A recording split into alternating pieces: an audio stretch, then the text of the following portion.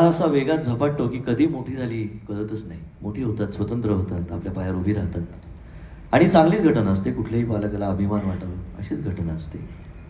पण तरीसुद्धा त्यांचं ते लहानपण, आपल्याशी हट्ट करणं, दंगा मांडणं, या सगळ्याची ओणीव भासत राहतेच.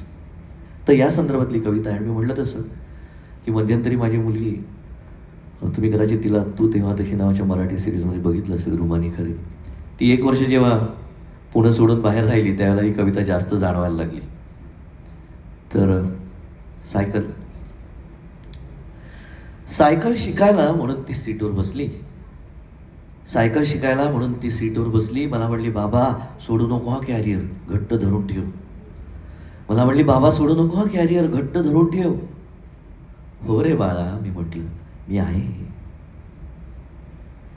गडबडत धडपडत तिने पहिलं पायडल मारलं. माझ्या हातांवर एकदम ताण आला. माझ्या हातांवर एकदम ताण आला. तिचा जाणारा तोल सगळा माझ्या स्नायूंनी झेलून धरला. तिचा जाणारा तोल सगळा माझ्या स्नायूंनी झेलून धरला.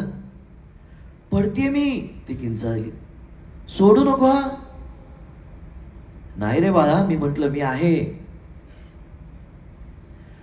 5 फूट, 10 फूट, 15 फूट सायकल अस्ताव्यस्त चालत राहिली. मी कॅरियर धरून मागे मागे चालत होतो. हळूहळू थोडा थोडा पळू लागलो.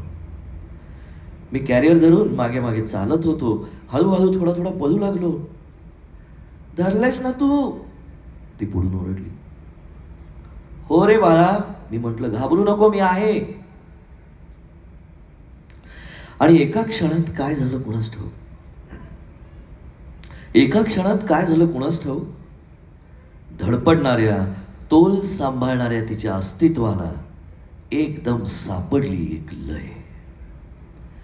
धडपडणाऱ्या, तोल सांभाळणाऱ्या तिच्या अस्तित्वाला एकदम सापडली एक लय.